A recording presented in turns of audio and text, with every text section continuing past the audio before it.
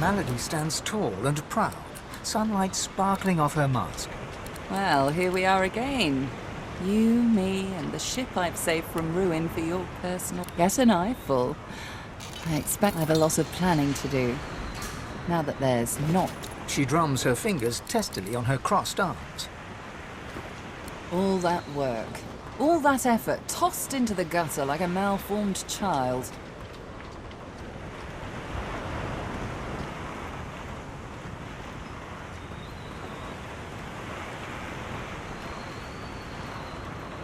You say that now.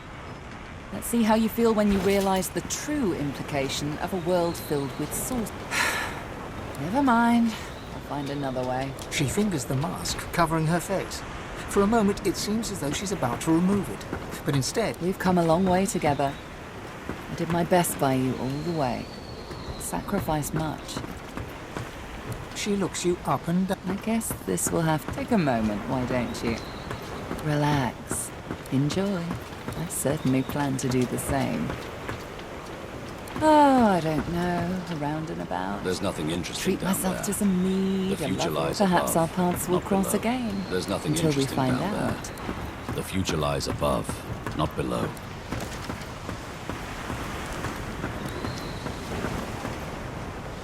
Well, well, look what the cat dragged in. A God-woken. But what good is it to be God-woken when Don't fool yourself. As long as there is... In that sense, I suppose I should look upon it all as an opportunity. People crave authority. Please. He sighed. We'll not part on bad terms, will we? Home. After all, I do so to sit all but above all. That is not to say I'm glad we were one another's light.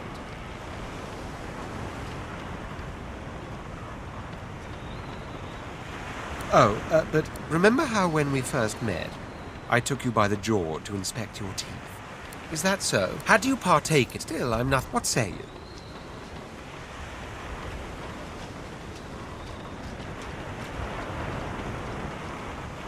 Well, that's settled. My boots are not...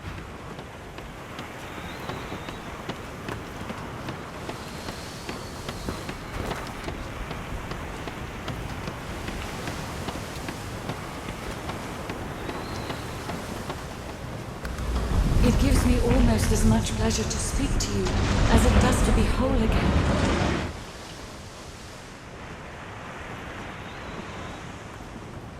Consider me to be a gift from Malady. My wood was splintered, but my spirit intact. It was, I feel, better than new. I will always be an ally to those that carry swords. I am at the ready. You look out to the endless beyond. And with a start, you realize where you must go next.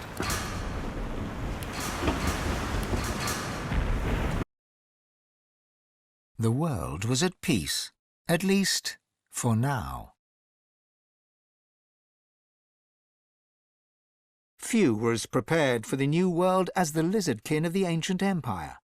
With power spread equally throughout the world, the advantage lay with those who knew how to steal it, and at this the lizards excelled.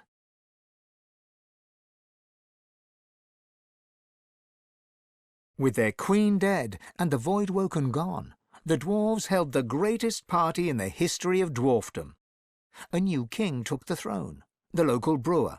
6 days later, he was stabbed to death with a mutton fork.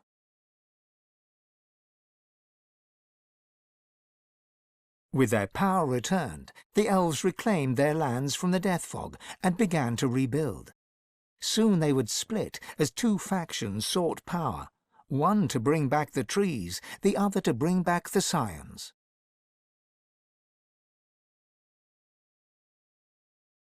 A dwarven joke did the rounds. It ends with the punchline, "So Lucian dropped the death fog on them again."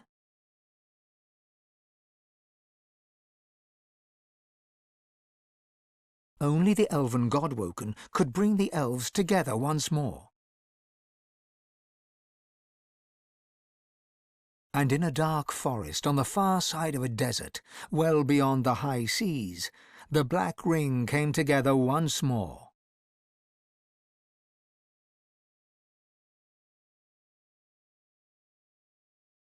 The island of Fort Joy, the old redoute of the Source King Brachus Rex, was turned over to the people of Driftwood to use as they wished.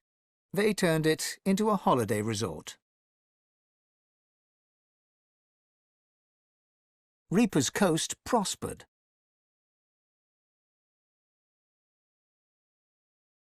The fisheries returned, and the fertile farmlands produced the greatest harvests the surviving farmers had ever seen.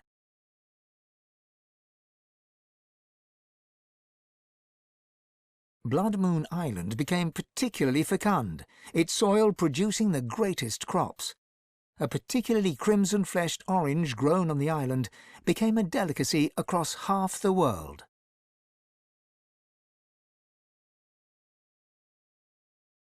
The black pits took fire. The oil there burns still.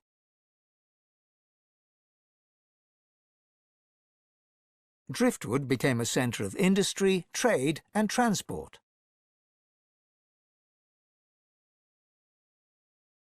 The nameless isle had vanished. Although only open water remained, by instinct ships would steer clear. None of the captains could articulate why. Millennia later, adventurers would come in search of the legendary divine city of Arx and the crypt of the great Lucian. None would pass the path of blood. Young Han went into the theatre and became one of the realm's most popular actors. Almira and Mihaili settled in an abandoned homestead.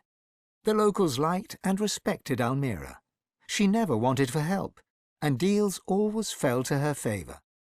Outsiders were often suspicious, but no local would speak against her.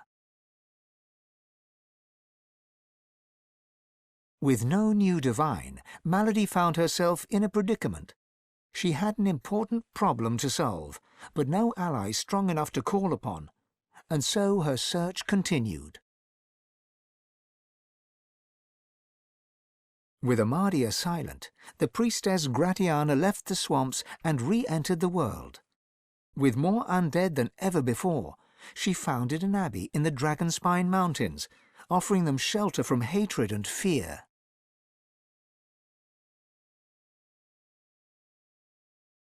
Mordus scratched out a living, ending up as a short-order cook. After an epiphany arising from the phrase, sunny side up, he started a religion. Upon his death from food poisoning, all 3 of his followers committed suicide. As Source flooded Rivellon, Fane set out to record everything he could of this new world. As he travelled, he kept a socket peeled for signs of the Eternals, hoping to find the wife he'd lost. He's still looking. The Red Prince came home a hero. With Sada he had more dragons. Soon Prince became Emperor, one who would not use his dragons for conquest. His realm knew peace, and the world did not burn. And then there was you.